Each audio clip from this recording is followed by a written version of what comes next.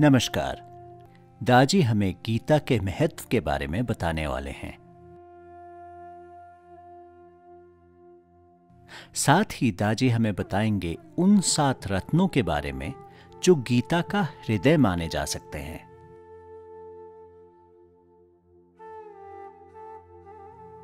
तो आइए सुनते हैं दाजी से गीता के रहस्य।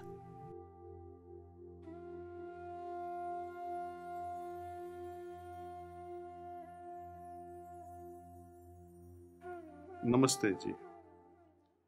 गीता की शिक्षाएं शाश्वत है और हर युग में प्रभावी रही है।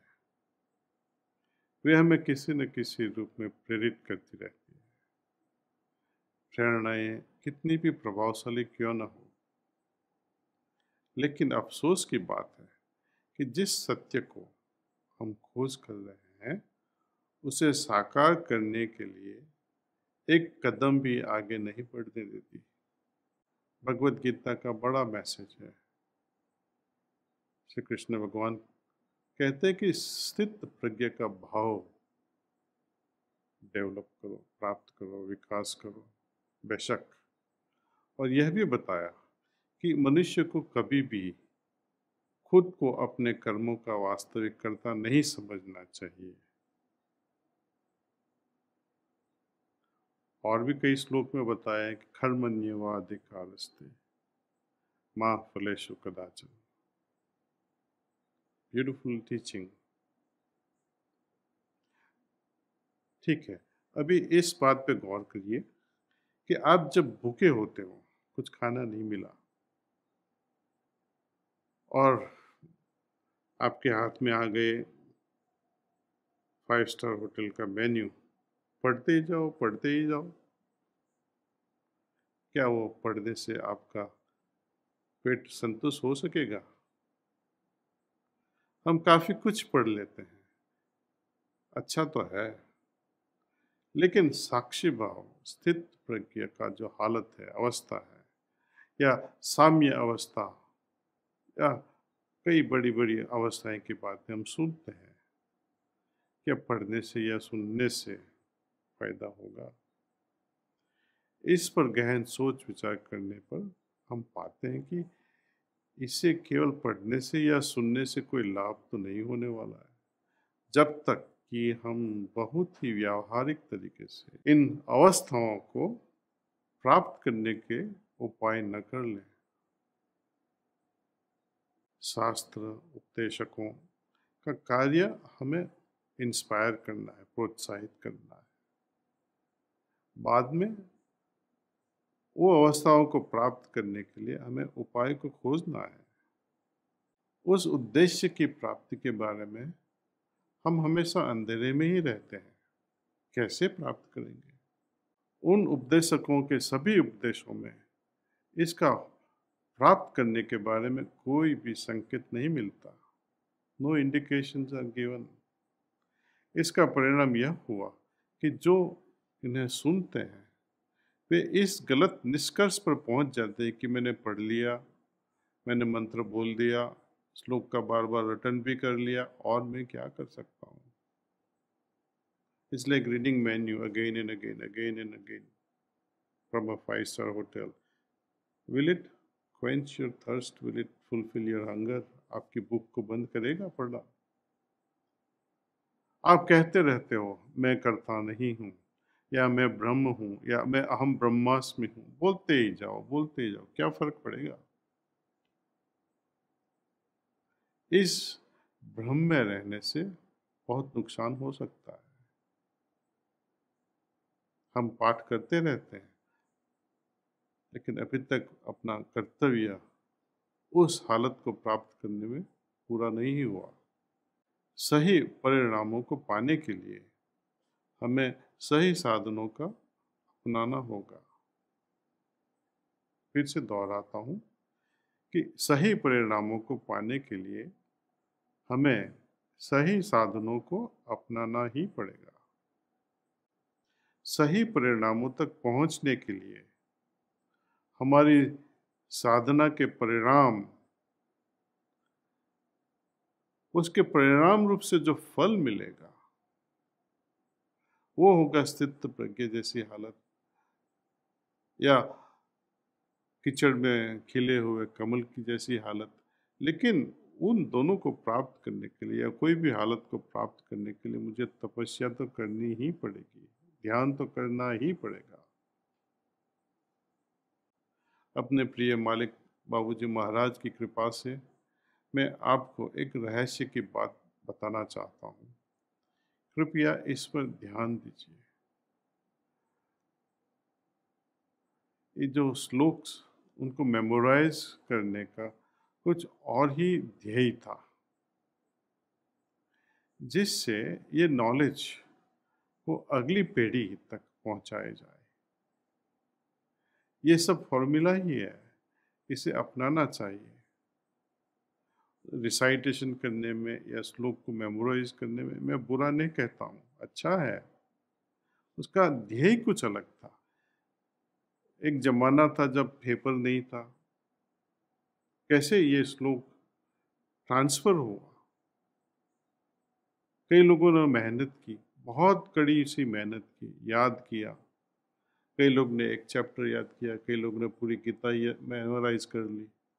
तो उनकी मेहनत की वजह से हमारे पास अभी भी उपनिषद है, वेदाज है, गीताज है, नारद सूत्र है, सांडिल्य सूक्त है, वशिष्ठ गीता, वशिष्ठ संहिता है।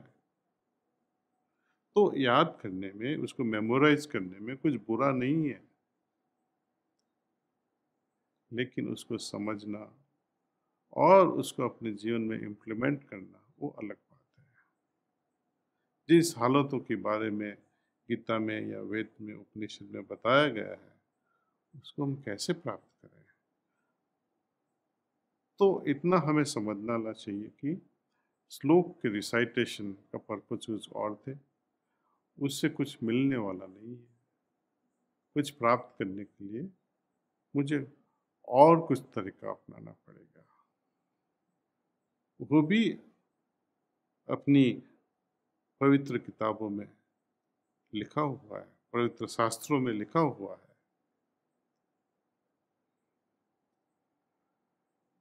थोड़ी देर के लिए गौर कीजिए, महाभारत का युद्ध शुरू होने वाला है।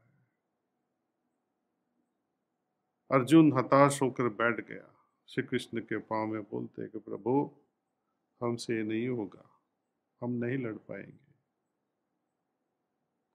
अब सोचिए कि आज हम गीता को जिस रूप में देखते हैं, उस पूरे कथन को अर्जुन को कहने में भगवान कृष्ण को कितना समय लगा होगा। रणभूमि पर दोनों सेनाएं आमने सामने खड़ी हैं, युद्ध के बिगुल जोर से बज रहे हैं, शंख भी बज रहे हैं। युद्ध के आरंभ का समय की घोषणा हो चुकी है। अर्जुन को उपदेश देकर उसे सही राह पर लाने के लिए, लड़ने के लिए, उसको राजी करने के लिए भगवान श्री कृष्ण के पास कितना समय था, इसके बारे में जरा सोचिए। 18 अध्याय और 700 श्लोक कहने में कुछ घंटे लग जाते हैं हमें। उस संकट की घड़ी में यह कैसे संभव था, जरा सोचिए। जाहिर सी बात है कि उन्होंने इसके लिए कुछ मिनटों से अधिक समय नहीं लिया होगा। मेरे गुरुदेव ने कहा कि सच तो यह है कि भगवान श्री कृष्ण ने कुछ मिनटों में ही अर्जुन के मन में उस उद्देश्य के लिए जो जरूरी था, जो जरूरी मानसिक हालत थी, उसको संप्रेषित की, ट्रांसमिट की। वाकई में वे वही अवस्थाएं थी जिनके होकर एक आध्यात्मिक जिज्ञासु अपनी आध्यात्मिक यात्रा से गुजरता है। इस प्रक्रिया ने अर्जुन को तुरंत उच्चतर आध्यात्मिक चेतना में पहुंचा दिया और उसके हृदय से अनचाहे जो मोह की हालत बनी हुई थी, उसको दूर कर दिया। You are all familiar with downloading 1 gigabyte of file in just few seconds. अगर आज भी ऐसी क्षमता रखने वाला व्यक्तित्व मौजूद हो तो आज भी ऐसा होना संभव है। लेकिन जैसा आमतौर पर देखा जाता है, लोग अपना सारा जीवन भगवत गीता का जरा सा भी सार ग्रहण किए बिना ही उसको सुनने और पढ़ने में ही बिता देते हैं। सालों साल तक गीता सुनने के बाद भी कितने लोग हैं जो अर्जुन की तरह बदल गए। भगवान श्री कृष्ण ने अर्जुन को जो ज्ञान संप्रेषित किया, ट्रांसमिट किया, उसके साक्षी महर्षि व्यास थे और उन्होंने उसे श्लोकों के रूप में लिख दिया। इसे समझना जरूरी है कि जो कुछ भी भगवान श्री कृष्ण और अर्जुन के बीच घटित हुआ, वे अनकहे शब्द जिन्हें संप्रेषित किया गया था, उन्हीं शब्दों को बाद में महर्षि व्यास ने श्लोकों का स्वरूप दे दिया। भगवान के हृदय से अर्जुन के हृदय तक, इस हृदय से हृदय तक के संप्रेषण को महर्षि व्यास ने ध्यान से देखा और बड़ी सावधानी से श्लोकों में दिए गए भाव और अवस्थाओं को लिपिबद्ध किया, जो फिर गीता का आधार बने। वास्तव में भगवान श्री कृष्ण ने वहाँ केवल 7 ही श्लोक ही बताए थे। ये ज्ञान रूपी 7 रत्न अर्जुन को 7 श्लोक के माध्यम से दिए गए। भगवान श्री कृष्ण और अर्जुन के बीच हुई हृदय से हृदय की बात को तो महर्षि व्यास ने लिख दिया था, लेकिन इनके अलावा गुजरते समय के साथ कई ऋषियों ने अन्य श्लोक इसमें जोड़ दिए। यह हृदय से हृदय का संवाद कोई कम महत्वपूर्ण नहीं था। शायद बोले गए 7 जो श्लोक है शब्दों में थे, उनसे भी कहीं अधिक महत्वपूर्ण हो सकता है। भगवान श्री कृष्ण के प्रति श्रद्धा और मेरे प्रिय बाबूजी के प्रति कृतज्ञता से उमड़ते हुए हृदय के साथ मैं उन 7 रत्नों को, 7 श्लोकों को आप सभी के सामने बांटना चाहता हूँ। अब देखा जा सकता है कि चैप्टर 2 जो है बहुत खास चैप्टर है। वहाँ से मैक्सिमम श्लोक रिसाइट किए गए थे। पहला श्लोक था जो अभी चैप्टर 2 में है, नंबर है 55। प्रजहाति यदा कामन सर्वान् पार्थ मनोगतान् आत्मनि एव आत्मना तुष्ट स्थित प्रज्ञा तदा उच्यते। हे पार्थ, जो व्यक्ति मन में जन्म लेने वाली सभी इच्छाओं को त्याग कर स्वयं मैं और स्वयं से ही संतुष्ट रहता है, उसे स्थित प्रज्ञ कहते हैं। चैप्टर 2 श्लोका 62। ध्यायेत विषयान् पुंसा संगाते उपजायते सद्गात् संजायते कामा कामात् क्रोध अभिजायते। इंद्रियों के विषयों के बारे में विचार करते रहने वाला उनसे आकर्षित होता है। ऐसे आकर्षण से कामुक हो जाते हैं और फिर काम से क्रोध प्रकट होता है।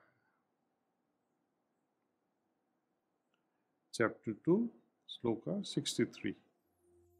क्रोधात् भवति सम्मोहः सम्मोहात् स्मृति विभ्रमः स्मृति अंशात् बुद्धिनाश बुद्धिनाशात् प्रणश्यति।